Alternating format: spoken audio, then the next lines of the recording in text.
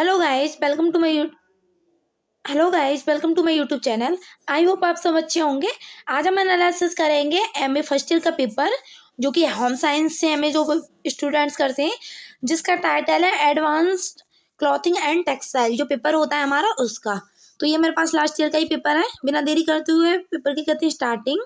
तो आपका first question है, प्रकृति में उपलब्ध साधनों से जो रंग प्राप्त होते हैं वे कहलाते हैं। तो जो प्रकृति से हमें चीजें मिलती हैं वो प्राकृतिक चीज होती है। रंग की बात करें तो प्राकृतिक रंग हो गए। इसका करेक्ट ऑप्शन है आपका सी।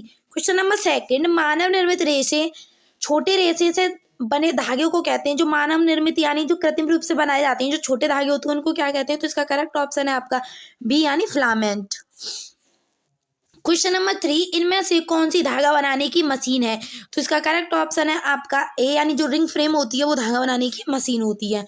क्वेश्चन नंबर 4, सैनिटाइजेशन की प्रक्रिया का प्रयोग किया जाता है। तो इसका करेक्ट ऑप्शन है आपका बी यानी सलवट अवरोधन के लिए।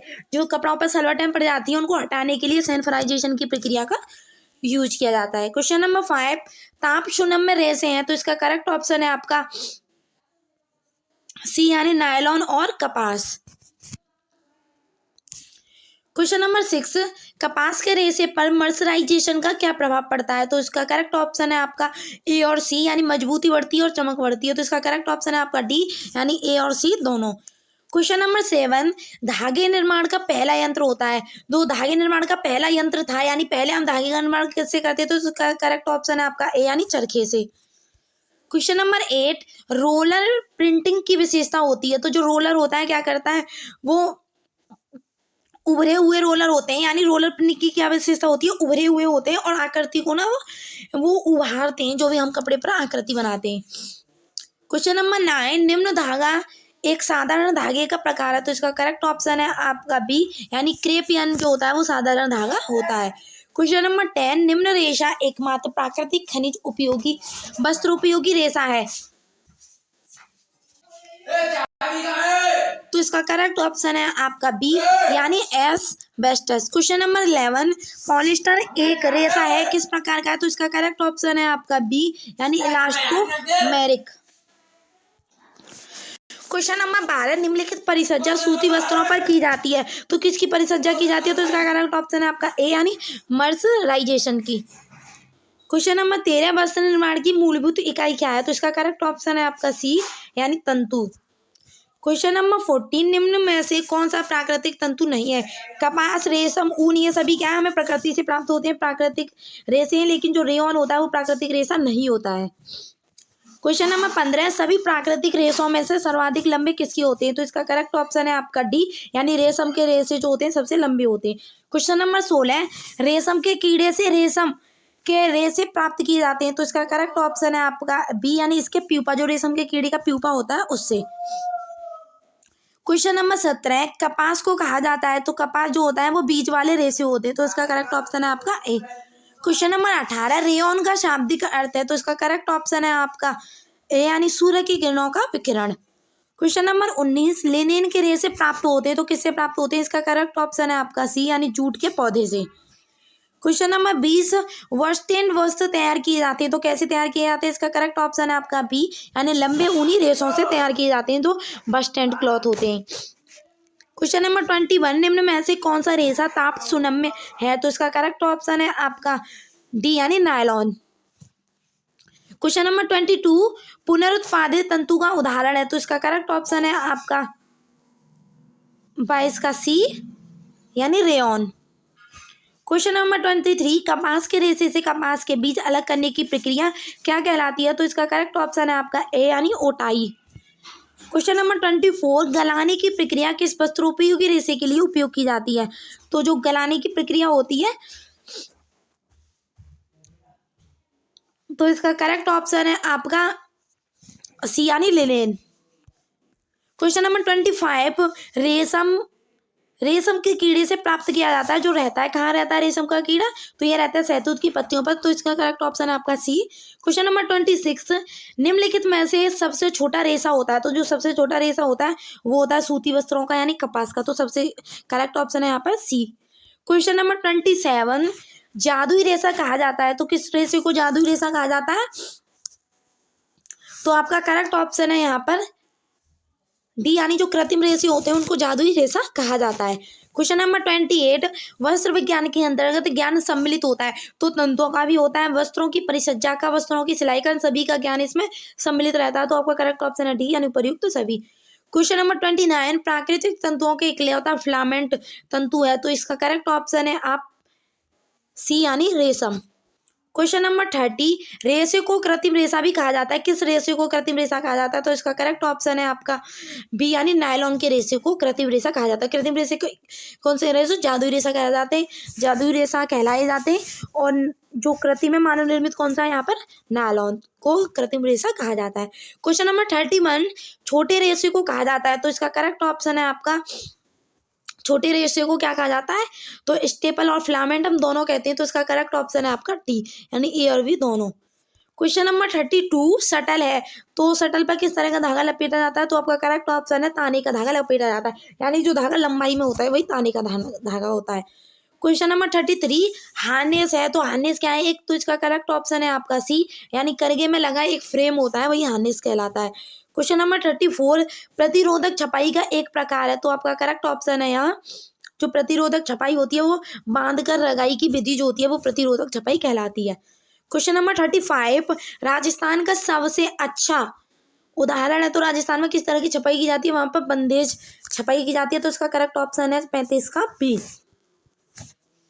क्वेश्चन नंबर 36, सीजिंग परिसंख्या वह है जो क्या करती है, तो इसका करेक्ट ऑप्शन है आपका ए यानी कपड़े से धूल के कणों को हटाती है। क्वेश्चन नंबर 37, ताना और बाना बनाता है, तो क्या बनाता है, ताना और बाना के द्वारा क्या होती है, बुनाई की जाती है, तो इसका करेक्ट ऑप्शन है आपका बी। क्वेश्चन नंबर 38, वशीय अम्लों के लवण को क्या कहा जाता है, तो इसका करेक्ट ऑप्शन है आपका सी यानी विरंजक। क्वेश्चन नंबर 39, बुनाई में विशिष्ट ताना यानी धागों को उठाने की प्रक्रिया को क्या कहते हैं, तो जो बुनाई में हम धागा उठाते हैं तो वो कहलाती है, इसका करेक्ट ऑप्शन है आपका सी यानी शेडिंग। क्वेश्चन नंबर 40, टूल बुनाई के द्वारा जानी जाती है, टूल बुनाई और किस नाम से जाती है, तो इसका करेक्ट ऑप्शन है डी यानी तिरछी रेखाओं के द्वारा भी जानी जाती है। नंबर 41, सबसे ज्यादा प्रयोग किए जाने वाले व्यंजक हैं, तो इसका करेक्ट ऑप्शन है आपका सी यानी दोनों, क्लोटिन व्यंजक भी हैं और हाइड्रोपेरोक्साइड व्यंजक भी, ये दोनों सबसे ज्यादा यूज किए जाते हैं। क्वेश्चन नंबर 42, द्रवण साबुन के निर्माण में क्या किया जाता है, तो इसका करेक्ट ऑप्शन है आपका ए यानी हल्के क्षार एवं ग्रीज के घोल का उपयोग किया जाता है, तो इसका करेक्ट ऑप्शन है ए। क्वेश्चन नंबर 43, क्षारीय प्रतिकर्मक का बुरा असर किस पर पड़ता है, तो इसका करेक्ट ऑप्शन है आपका सी यानी ऊनी व रेशमी वस्त्रों पर। क्वेश्चन नंबर 44, किन वस्त्रों को तेज धूप में सुखाना चाहिए, तो इसका करेक्ट ऑप्शन है आपका सी यानी ऊनी वस्त्रों को तेज धूप में सुखाना चाहिए। क्वेश्चन नंबर 45, उत्तम प्रकार के अपमार्जक है, तो जो उत्तम प्रकार के अपमार्जक वो कैसे होते हैं, जिनमें वसा रहित होते हैं, जिनमें वसा नहीं होती है। क्वेश्चन नंबर 46, महंगे एवं बहुमूल्य वस्त्रों की धुलाई की जानी चाहिए किस विधि से, तो इसका करेक्ट ऑप्शन है आपका बी यानी सूक्ष्म विधि से। क्वेश्चन नंबर 47, सक्शन वाशर से धुलाई की जाती है, तो जो सक्शन वाशर होता है उससे मोटे वस्त्रों और रूच और भारी वस्त्रों की धुलाई की जाती है, तो इसका करेक्ट ऑप्शन है आपका ए। क्वेश्चन नंबर 48, वस्त्र की धुलाई के मुख्य उद्देश्य क्या है, तो आपका फर्स्ट ऑप्शन है वस्त्रों की धूल कणों मिट्टी एवं चिकनाई युक्त गंदगी से मुक्त करना, बिल्कुल धुले हुए वस्त्रों को नवीन रूप प्रदान करना, ये भी है, तो इसका करेक्ट ऑप्शन है सी यानी दोनों उद्देश्य होते हैं वस्त्रों की धुलाई के। क्वेश्चन नंबर 49, वसाम्लों के सोडियम लवणों को संयुक्त रूप से क्या कहा जाता है, तो इसका करेक्ट ऑप्शन है आपका बी यानी साबुन। क्वेश्चन नंबर 50, रेशमी वस्त्रों में आप कौन सा कलफ देंगी, तो इसका करेक्ट ऑप्शन है आपका ए यानी गोंद का कलफ। क्वेश्चन नंबर 51, तौलियों में प्रयुक्त बुनाई होती है, तो जो तौलिए में कौन सी बुनाई की जाती है वो होती है टूल बुनाई, तो इसका करेक्ट ऑप्शन है आपका ए। क्वेश्चन नंबर 52, इंडिगो डाई का सबसे अच्छा उदाहरण है, तो इसका करेक्ट ऑप्शन है आपका सी यानी बाट डाई। क्वेश्चन नंबर 53, सस्ते कपड़ों की चमक के लिए प्रयोग के लिए यहाँ परिसज्जा होती है सस्ते वस्त्रों की, तो इसका करेक्ट ऑप्शन है आपका डी यानी सीरीनाइजेशन। जो सस्ते वस्त्रों के लिए चमक परिसज्जा उस पर जो डेकोरेशन की जाती है वो किससे की जाती है, सीरीनाइजिंग की प्रक्रिया के तहत। क्वेश्चन नंबर 54, यह एक हल्का ब्लीचिंग एजेंट है, तो इसका करेक्ट ऑप्शन है आपका डी यानी सोडियम हाइपोक्लोराइड एक हल्का ब्लीचिंग एजेंट होता है। क्वेश्चन नंबर 55, किस तंतु में पानी सोखने की क्षमता का अभाव होता है, तो इसका करेक्ट ऑप्शन है आपका डी यानी ऊन में। क्वेश्चन नंबर 56, सिलव धागे कहलाते हैं, तो इसका करेक्ट ऑप्शन है आपका बी यानी मिश्रित धागे। क्वेश्चन नंबर 57, गर्मियों में किस रंग के वस्त्र पहनने चाहिए, तो इसका करेक्ट ऑप्शन है आपका डी यानी हल्के रंग के। क्वेश्चन नंबर 58, डॉबी बुनाई की प्रमुख विशेषता क्या है, तो इसका करेक्ट ऑप्शन है आपका ए यानी बड़े छापों वाली डिजाइन होती है इस डॉबी बुनाई में। क्वेश्चन नंबर 59, सूती कपड़ों पर बाटिक प्रिंटिंग में अवरोधक कौन सा लगाया जाता है, तो इसका करेक्ट ऑप्शन है आपका सी यानी मोम। क्वेश्चन नंबर 60, सबसे लंबा सेलुलोज से बना रेशा कौन सा होता है, तो सबसे लंबा जो सेलुलोज से बना रेशा होता है वो होता है कपास का, तो इसका करेक्ट ऑप्शन है आपका ए। क्वेश्चन नंबर 61, वह प्रक्रिया है जिसमें सूती धागा महीन व उच्च गुणवत्ता वाला बनाया जाता है, तो इसका करेक्ट ऑप्शन है आपका सी यानी कॉम्बिंग। क्वेश्चन नंबर 62, कौन सी बुनाई सतह पर चमक उत्पन्न करती है, तो इसका करेक्ट ऑप्शन है आपका बी यानी साटिन बुनाई। क्वेश्चन नंबर 63, किस उपकरण का प्रयोग संश्लेषित रेशे को घोल से बनाने के लिए किया जाता है, तो इसका करेक्ट ऑप्शन है यहाँ पर आपका ए यानी स्पिनरेट का। क्वेश्चन नंबर 64, ताप दाब तथा नमी के द्वारा कौन से वस्त्र बनाए जाते हैं, तो इसका करेक्ट ऑप्शन है आपका ए यानी फेल्ट। क्वेश्चन नंबर 65, ऊनी रेशा मुख्य रूप से किससे बना होता है, तो जो ऊनी रेशा होता है वो सेलुलोज का बना होता है, तो इसका करेक्ट ऑप्शन है आपका ए। क्वेश्चन नंबर 66, कौन सा रेशा प्राकृतिक रूप में सबसे छोटा होता है, तो इसका करेक्ट ऑप्शन है आपका ए यानी ऊन का रेशा। क्वेश्चन नंबर 67, वस्त्रों पर छपाई सबसे जल्दी किस तकनीक से की जा सकती है, तो इसका करेक्ट ऑप्शन है आपका बी यानी रोलर की विधि से। रोलर द्वारा हम सबसे जल्दी कर सकते हैं। क्वेश्चन नंबर 68, गर्मी के मौसम में सबसे उपयुक्त वस्त्र होते हैं, तो गर्मी के मौसम में सबसे उपयुक्त वस्त्र होते हैं वो कॉटन के होते हैं, तो आपका करेक्ट ऑप्शन है डी यानी उपयुक्त में से कोई नहीं। क्वेश्चन नंबर 69, किसी वस्त्र को बनाने के लिए कपड़ा काटते समय वस्त्र की लंबाई किस तरफ से होनी चाहिए, तो इसका करेक्ट ऑप्शन है आपका ए यानी ताने की तरफ से। क्वेश्चन नंबर 70, सूती वस्त्रों को पहनने से कैसा अनुभव होता है, तो सूती वस्त्रों को पहनने से का करेक्ट ऑप्शन है आपका सी यानी शीतलता का अनुभव होता है।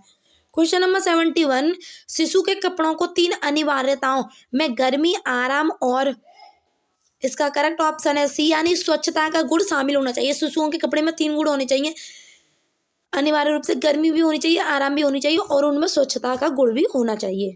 क्वेश्चन नंबर 72, कताई के बाद धागे को कहाँ भेजा जाता है, तो इसका करेक्ट ऑप्शन है आपका सी यानी बुनाई के लिए। क्वेश्चन नंबर 73, निम्न में से कौन सा यांत्रिक परिसज्जा है, तो इनमें से कोई भी नहीं है, तो इसका करेक्ट ऑप्शन है डी यानी उपयुक्त में से कोई नहीं।